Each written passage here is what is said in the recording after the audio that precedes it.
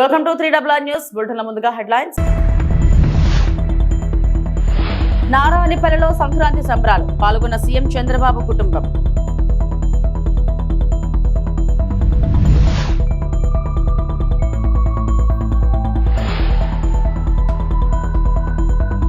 Bharat BRICS presidency 2026 website logo ఆవిష్కరణలో పాల్గొన్న EAM doctor S Jayashankar.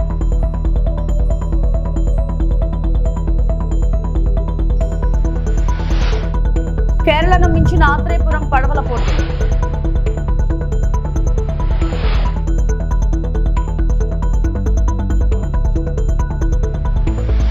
AP CM Chandrababu స్వగ్రామం నారావారిపల్లిలో సంక్రాంతి సంబరాలు ఘనంగా జరుగుతున్నాయి.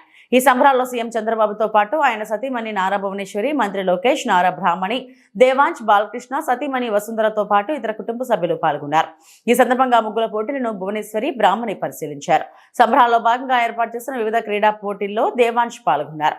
ఆయా పోటీలను సీఎం కుటుంబ సభ్యులు తిలకించారు. అంతకుముందు ప్రజల నుంచి వినతి పత్రాలను సీఎం చంద్రబాబు స్వీకరించారు.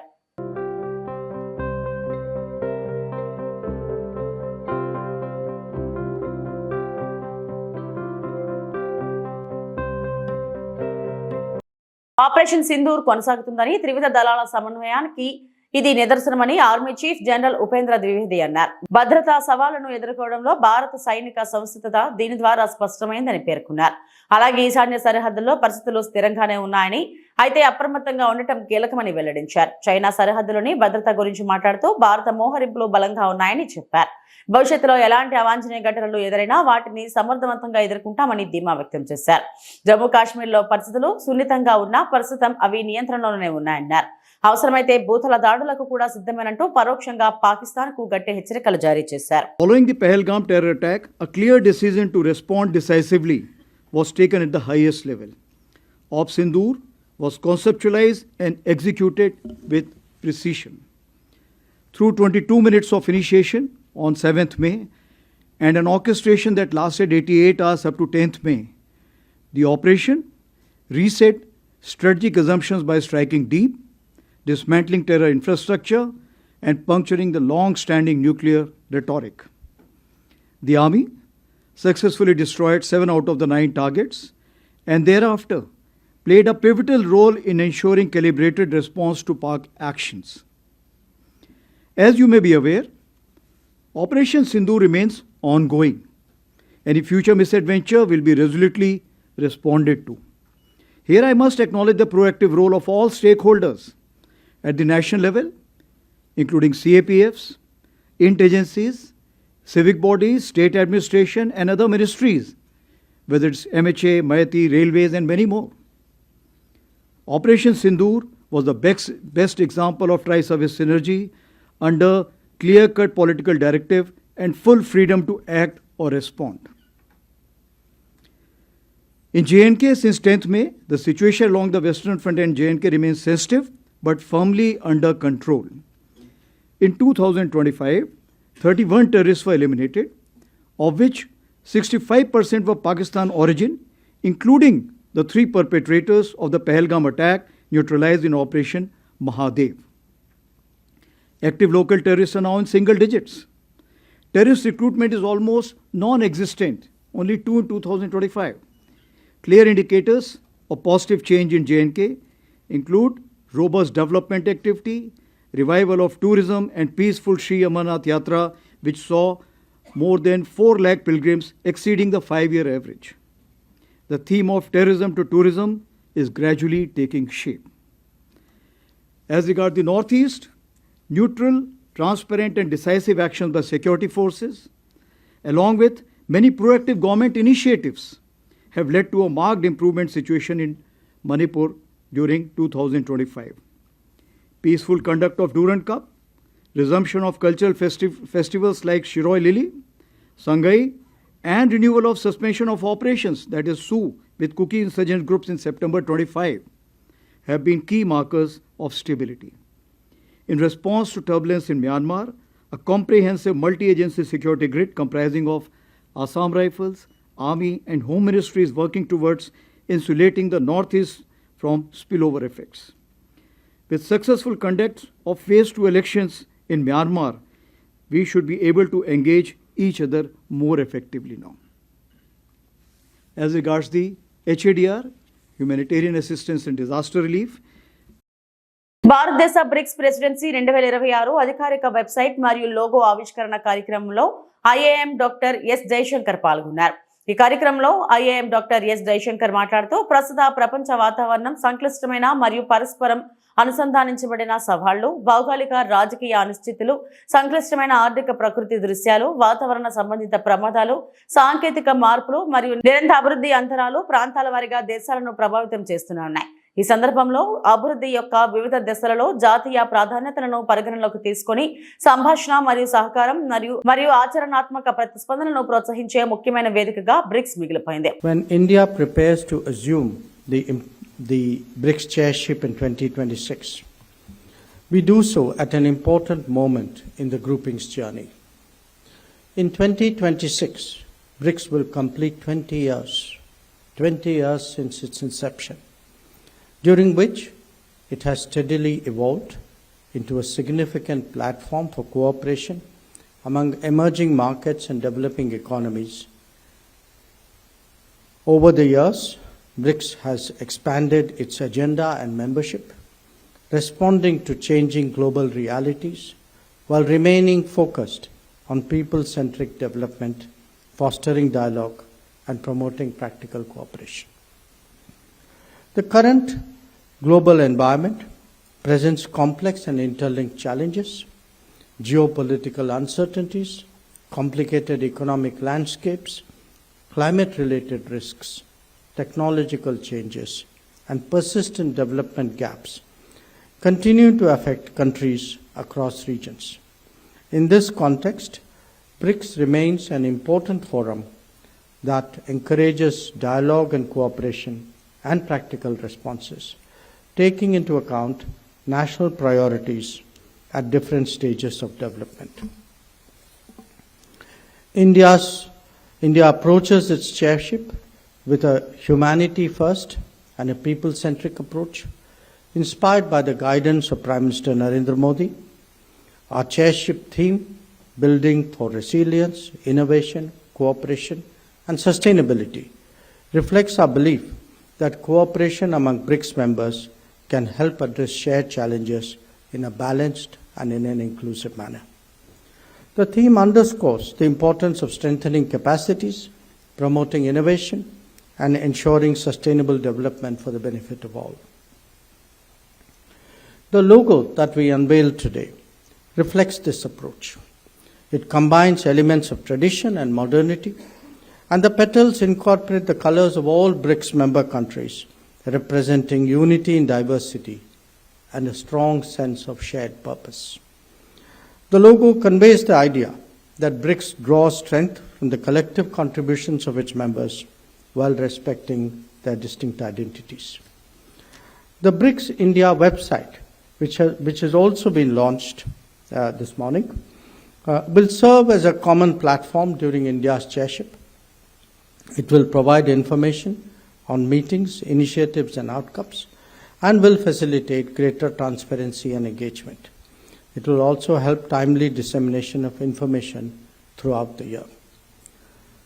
Friends, the four broad priorities of India's chairship: resilience, innovation, cooperation and sustainability.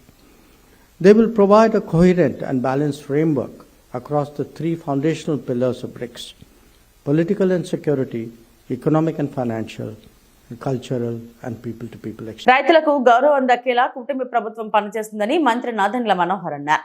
Telugu వారంతా సంక్రాంతిని సంతోషంగా సాంప్రదాయంగా చేసుకోవాలని ఆయన ఆకాంక్షించారు. గుంటూరు జిల్లా తెనాలి జనసేన కార్యాలయంలో జరిగిన సంక్రాంతి సంబరాల్లో నాదెండ్ల మనోహర్ పాల్గొన్నారు. డూడు బసవన్న ఆటలు, కోలాటాలతో సంస్కృతి ఉట్టిపడేలా వేడుకలు ప్రారంభించారు. భోగి మంటలను వెలిగించారు. ప్రజలకు సంక్రాంతి శుభాకాంక్షలు తెలిపారు. సంక్రాంతి అంటేనే రైతుల పండుగ. కష్టపడి పండించిన ధాన్యానికి అన్ని విధాలుగా ఒక మంచి ధర రావాలని, అమ్మిన ధాన్యానికి కాలంలో రావాలని, తద్వారా వారి కుటుంబ సభ్యులకి బట్టలు కొనుక్కునే కార్యక్రమం, ఒక మంచి పండుగ జరుపుకునే కార్యక్రమం, అందరూ సంతోషంగా ఉండాలనే తపనతో రైతు సోదరులందరూ కూడా ఎదురు చూస్తారు. అటువంటి సంక్రాంతి పండుగ ఎక్కడ చూసినా గంగిరెద్దులు, మన సాంప్రదాయం, మన సంస్కృతి, మన ప్రాంతంలో ఎప్పుడు కూడా తెలుగు జాతి గర్వపడే విధంగా అనేక ప్రాంతాల నుంచి, దేశాల నుంచి కూడా మన సంక్రాంతి వేడుకలకి మన దగ్గరికి వస్తుంటారు. సో ప్రతి ఒక్కరి కుటుంబంలో సంతోషం నింపాలని మన పంటలు, మన పొలాలు, మన రైతాంగం ఎప్పుడు కూడా కలకలలాడుతూ ఉండి ఈ ప్రాంతాన్ని సస్యశ్యామలంగా మనం అభివృద్ధి చేసే విధంగా కలిసిమెలిసి మన కూటమి ప్రభుత్వంలో అందరం కూడా ఒక ఐక్యతగా గౌరవ ముఖ్యమంత్రి గారు చంద్రబాబు నాయుడు గారు, అదేవిధంగా గౌరవ ఉప ముఖ్యమంత్రి గారు పవన్ కళ్యాణ్ గారు ఏ ఆలోచనతో అయితే నరేంద్ర మోడీ గారి సహకారంతో మన రాష్ట్రాన్ని ముందుకు తీసుకెళ్తున్నామో అదే అభివృద్ధి పందాలో మన ప్రాంత అభివృద్ధి జరగాలని, ప్రతి ఒక్క కుటుంబానికి సంక్షేమం, అభివృద్ధి రెండూ వచ్చే విధంగా కలిసి పనిచేద్దామని ఈ సందర్భంగా ప్రతి ఒక్కరిని కూడా మనస్ఫూర్తిగా నేను సంక్రాంతి శుభాకాంక్షలు తెలుపుకుంటూ, రాబోయే రోజుల్లో కూడా ఇదే పండుగ వాతావరణం రైతుల కుటుంబాల్లో, ప్రత్యేకంగా రైతుకు ఆ గౌరవం దక్కే విధంగా మా కుటుంబ ప్రభుత్వం చేసిన ప్రయత్నాలన్నీ కూడా గుర్తుపెట్టుకోవాలని ఈ సందర్భంగా తెలుపుకుంటున్నాను. సావల్యాపురం మండలంలో కార్డన్ సర్చ్. పల్నాడు జిల్లా సావల్యాపురం మండలం కారుమంచి గ్రామంలో నరసింహారావుపేట డీఎస్పీ హనుమంతరావు ఆధ్వర్యంలో మంగళవారం పోలీసులు కార్డన్ సర్చ్ నిర్వహించారు. ఈ సందర్భంగా ఆయన మాట్లాడుతూ గ్రామాలలో ఎవరైనా అలజడులకు పాల్పడితే కఠిన చర్యలు తప్పవని హెచ్చరించారు. రానున్న ఎన్నికలను దృష్టిలో పెట్టుకుని ముందస్తుగా ప్రజలతో చైతన్యం కల్పించేందుకు ఈ కార్యక్రమాలను నిర్వహిస్తున్నట్టు తెలిపారు. కార్యక్రమంలో రూరల్ సీఐ బ్రహ్మయ్య, పలువురు సీఐలు, ఎస్ఐలు తదితరులు పాల్గొన్నారు.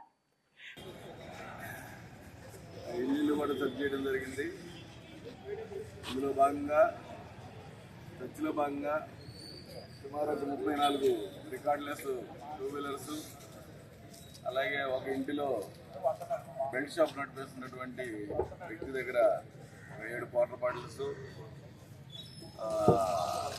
సీజ్ చేయడం జరిగింది. ముఖ్యంగా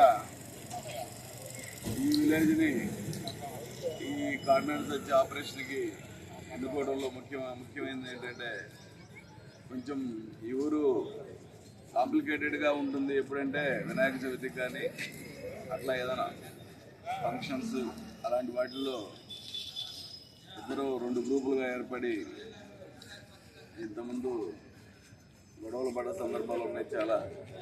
పోలీసులు కూడా అప్పుడు సుమారు 200 మంది పోలీసులు ఈ ఊర్లో ఉండటం జరిగింది, నాకు తెలుసు. సో అలాంటి వాతావరణం ఉన్నటువంటి ఇలాంటి విలేజెస్ అన్నీ కూడా రాష్ట్రం మొత్తం మీద, నాట్ ఓన్లీ పల్నాడు జిల్లా, రాష్ట్రం మొత్తం మీద ఇలాంటి విలేజెస్ అన్నిటినీ కూడా సెలెక్ట్ చేసి ప్రతి జిల్లాలో కూడా ఈ కార్నర్ సర్చ్ ఆపరేషన్లు చేయడం జరుగుతూ ఉంది. విషయం ఏంటంటే, ముందుగా ప్రజలను అవేర్ చేయడం, అందరూ సత్ప్రవర్తనతో ఉండాలి. అందులో వచ్చేటువంటి లోకల్ బాడీ ఎలక్షన్లో ఎంపీటీసీ, జెడ్పీటీసీ కానీ పంచాయతీ కానీ ప్రశాంతంగా జరగాలి, ప్రశాంత వాతావరణంలో జరగాలనే ఉద్దేశంతో ఇప్పటి నుంచి కూడా ప్రజల్లో అవేర్నెస్ కోసం, ప్రజలు ఎలాంటి ఇల్లీగల్ యాక్టివిటీస్ చేయకుండా, ఆల్రెడీ మీకు తెలుసు, ఆల్రెడీ కొన్ని కేసులు మొన్న రీసెంట్గా చూస్తే 307 కేసులు కూడా పెట్టి 307లో ఈ ఊర్లో కొంతమంది జైలుకి పోవడం జరిగింది. మరి అలాంటి వాతావరణం కరెక్ట్ కాదు. ఇప్పుడు ఆ 307లో జైలుకి పోయి అంతమంది ఇంకో కేసు కనుక్కుంటే అతనికి రౌడీ షీట్లు కూడా అవుతాయి. మరి పిల్లల భవిష్యత్తు ప్రశ్నార్థం అవుతుంది. కొంతమంది లేని పిల్లలను కూడా కేసుల్లో ఉంటున్నారు, వాళ్ళ భవిష్యత్తు ప్రశ్నార్థం అవుతుంది. కాబట్టి ఇవన్నీ మీరు మనసులో దృష్టిలో పెట్టుకొని ప్రజలంతా కూడా ఎలాంటి ఇల్లీగల్ యాక్టివిటీస్కి, అనవసరమైన గొడవల్లోకి తలదోర్చకుండా వచ్చే లోకల్ బాడీ ఎలక్షన్లు చేసుకోవాలని మీ ప్రెస్ వారి తరఫున మేము ఈ ఊరి ఎమిగ్నూరు వైసీపీ నాయకులు ఇరిగేషన్ ప్రాజెక్టులపై తెలుగుదేశం పార్టీపై చేసిన వ్యాఖ్యలకు టీడీపీ పట్టణ కోశాధికారి విజయలక్ష్మి విమర్శించారు. రాయలసీమ ఎత్తిపోతల ప్రాజెక్టు ద్వారా రాయలసీమకు ఎలాంటి ఉపయోగం లేదని, గతంలో రాయలసీమ ప్రజలు రాయలసీమ ఎత్తిపోతల ప్రాజెక్టును వ్యతిరేకించారని ఆమె ప్రకటనలో పేర్కొన్నారు. వేల కోట్ల ప్రజాధనం వృధా తప్ప ఆ ప్రాజెక్టు ద్వారా రాయలసీమకు ఎలాంటి ప్రయోజనం చేకూరదని రాయలసీమ ప్రజలందరికీ తెలుసునని, ఆయన కేవలం రాజకీయ లబ్ధి కోసమే ప్రయోజనం లేని ప్రాజెక్టులను వేల కోట్ల ప్రజాధనాన్ని వెచ్చించి నిర్మించడం ఏంటని ఆమె ప్రశ్నించారు. ఆ ప్రాజెక్టుకు ఆయన ఖర్చులలో కేవలం 600 కోట్లతో సిద్ధేశ్వరం ఆలుగు నిర్మించి ఉంటే తెలంగాణ మరియు రాయలసీమ ప్రాంతాలు ఈ రోజు సస్యశ్యామలం అయ్యేవని, జీవో నెంబర్ 69కి ఎలాంటి సంబంధం లేకుండా 2 రాష్ట్రాలు నీటిని వాడుకునే వాళ్ళమని తెలిపారు. తుంగభద్ర నుంచి రాయలసీమకు వచ్చే 130 టీఎంసీల నీళ్లు వృధా అవుతాయని 3,000 కోట్లతో గతంలో ముఖ్యమంత్రి చంద్రబాబు నాయుడు గుండ్రేవుల ప్రాజెక్టుకు గ్రీన్ సిగ్నల్ ఇస్తే ఆ ప్రాజెక్టు ప్రజా ప్రయోజనాలకు ముందు వరుసలో ఉన్న దాన్ని మీ వైసీపీ ప్రభుత్వంలో ఎందుకు మీరు నిలుపుదల చేశారు, ఎందుకు నిర్మించలేకపోయారు, అది మీ అసమర్థతకు నిదర్శనం కాదా అని ఆమె తీవ్ర వ్యాఖ్యలు చేశారు. దాదాపు 1,00,000 ఎకరాలకు సాగునీరు కరువుతో విలువలాడుతున్న 130 గ్రామాలకు త్రాగునీరు ఇవ్వాలనే లక్ష్యంతో గతంలో తెలుగుదేశం పార్టీ అధికారంలో ఉన్నప్పుడు చంద్రబాబు 900 కోట్లతో వేదావతి ప్రాజెక్టుకు గ్రీన్ సిగ్నల్ ఇస్తే దాన్ని నిలుపుదల చేసింది మీరు కాదా అని మండిపడ్డారు. నమస్కారం, జై తెలుగుదేశం. నిన్న కొంతమంది వైసీపీ నాయకులు ప్రెస్ మీట్ పెట్టి మాట్లాడడం జరిగింది. రాయలసీమ ఎత్తిపోతల ప్రాజెక్టు వల్ల రాయలసీమకి ఎటువంటి ఉపయోగం లేదని వైసీపీ నాయకులకు తెలియదా? అయినప్పటికీ 3,000 కోట్లతో ప్రజాధనాన్ని వృధా చేయడం అనేది ఎంతవరకు సబబు? రాయలసీమ ఎత్తిపోతల ప్రాజెక్టు వల్ల కేవలం నెల్లూరుకి తప్ప రాయలసీమకి ఎటువంటి ఉపయోగం లేదని రాయలసీమ ప్రజలందరికీ తెలిసిన విషయమే.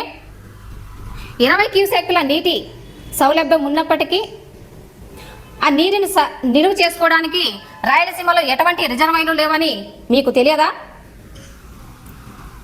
3,000 కోట్లతో ఈ ప్రాజెక్ట్ నిర్మించే కంటే 600 కోట్లతో సిద్ధేశ్వరం అలుగు నిర్మించుంటే అటు తెలంగాణ ఇటు రాయలసీమ రెండు శేషశ్యామలమై ఉండేది. జియో నంబర్ 69కి సంబంధం లేకుండా నీటిని వాడుకునే ఉండేవాళ్ళం. అదే తెలియకుండా మాట్లాడడం అనేది హాస్యాస్పదంగా ఉంది. అదేవిధంగా తుంగభద్ర నుంచి రాయలసీమకి రావాల్సిన 130 టీఎంసీల నీరు వృధా అవుతుందని 3,000 కోట్లతో గుండ్రేవల ప్రాజెక్టుకి చంద్రబాబు గారు గ్రీన్ సిగ్నల్ ఇస్తే మరి మీ ప్రభుత్వంలో ఎందుకు నిలిపేశారు? అది ఎందుకు నిర్మించలేకపోయారు? అదేవిధంగా 1,00,000 ఎకరాలకి సాగునీరు 130 గ్రామాలకు తాగునీరు అందించాలనే లక్ష్యంతో 900 కోట్లతో వేదావతి ప్రాజెక్టుకి చంద్రబాబు గారు గ్రీన్ సిగ్నల్ ఇస్తే మరి మీ ప్రభుత్వంలో ఎందుకు నిర్మించలేకపోయారు? పోలవరంపై రీటెండరింగ్స్, అదేవిధంగా ఆర్డీఎస్పై కేసులు, ఇది మీరు చేసిన అభివృద్ధి. ఇరిగేషన్ ప్రాజెక్టులపై మీరు మాట్లాడుతూ ఉంటే ప్రజలకి దేంతో నమ్మాలో కూడా అర్థం కాకుండా ఉంది. మతి స్థిమితం కోల్పోయి మాట్లాడొద్దని తెలియజేసుకుంటున్నా. అదేవిధంగా తెలుగుదేశం ప్రభుత్వంని బత్రాత్ చేయాలన్న వైసీపీ నాయకులకి సూటిగా ప్రశ్నిస్తున్నాం. మరి మీ 5 ఏళ్ల ప్రభుత్వంలో మీరు చేసిన ఘనత ఏమంటే మీ గాలి తిరుగుడులకి 220 కోట్లు, ఎలకలు పట్టడానికి 1,36,00,000, అదేవిధంగా మీ ప్యాలెస్ చుట్టూ కంచె వేసుకోవడానికి 12.6 కోట్లు, అదేవిధంగా ఎగ్గు పప్పులకు 3.6 కోట్లు, మరి మీ వైఎస్ఆర్ విగ్రహాలకు 18 కోట్లు, మీ రాష్ట్ర ప్రజల పాస్బుక్లపై మీ ఫోటోలు వేయడానికి 13 కోట్లు, రిషికొండ ప్యాలెస్కి 500 కోట్లు, ఇంతటి ప్రజాధనంని వృధా చేసి అభివృద్ధి చేశామని చెప్పుకునే మీ పార్టీని ఏం చేయాలా? మరి మా పార్టీని అయితే బత్రాత్ చేయాలన్నారు, మరి మీ పార్టీని ఏం చేయాలా? వైసీపీ పార్టీ ఒకటే గుర్తుపెట్టుకోండి, రాష్ట్రం అభివృద్ధి అంటే తెలుగుదేశం పార్టీ చంద్రబాబు గారు, ఎమ్మిగ్నూరు అభివృద్ధి అంటే తెలుగుదేశం పార్టీ బీబీ కుటుంబం అనేది గుర్తుపెట్టుకోండి. జై తెలుగుదేశం, జై జై తెలుగుదేశం. జయనాశ్వరెడ్డి గారి నాయకత్వం వద్ద డాక్టర్ బిఆర్ అంబేద్కర్ కోనసీమ జిల్లా కొత్తపేట నియోజకవర్గం ఆత్రేయపురంలో సంక్రాంతి సంబరాలు అంబరాన్ని తాకాయి. నేడు పడవల పోటీలు, డ్రాగన్ పోటీలు నిర్వహించారు. ఈ సంబరాలలో వాటర్ ఫ్లై బోట్లు సందర్శకులను విశేషంగా ఆకట్టుకున్నాయి. సంక్రాంతి పండుగ సందర్భంగా వివిధ ప్రాంతాల నుంచి వచ్చిన సందర్శకులకు ఇవి ప్రత్యేక ఆకర్షణగా నిలిచాయి.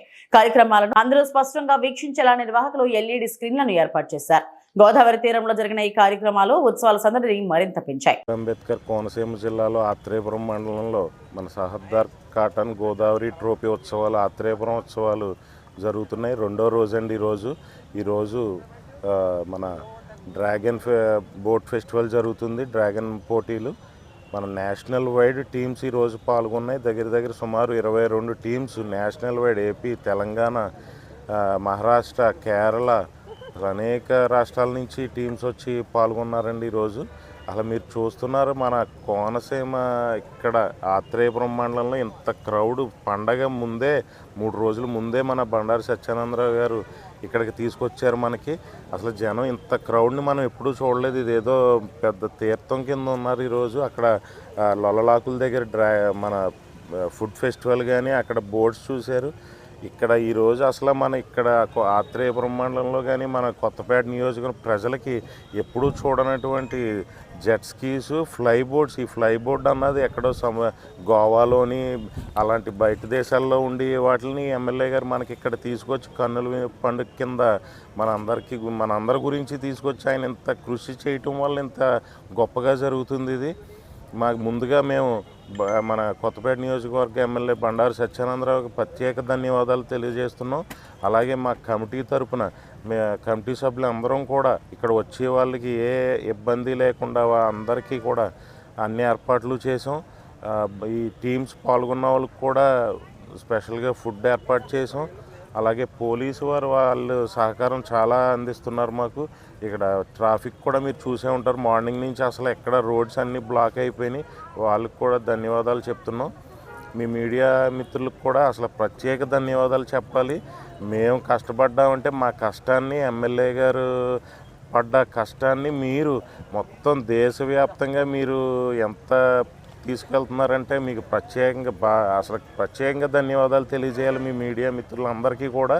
ఏ టీవీ చూసినా మన ఆత్రేయపురం గురించి ప్రతి ఛానల్, ప్రతి యూట్యూబ్ ఛానల్స్ కానీ టీవీ ఛానల్స్ కానీ ప్రతి దాంట్లో కూడా మన ఆత్రేయపురం గురించే ఈరోజు వస్తుందంటే దానికి కారణం మీ మీడియా మిత్రులు. వాళ్ళకి ప్రత్యేక ధన్యవాదాలు తెలియజేసుకుంటున్నాం.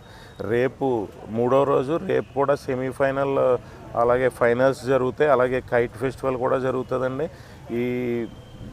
మీ ద్వారా ప్రజలందరికీ కోరుకుంటున్నాం, రేపు కూడా మీరు అందరూ వచ్చి మన ఆత్రేయపురం ఉత్సవాలను వీక్షించవలసిందిగా కోరుచున్నాం.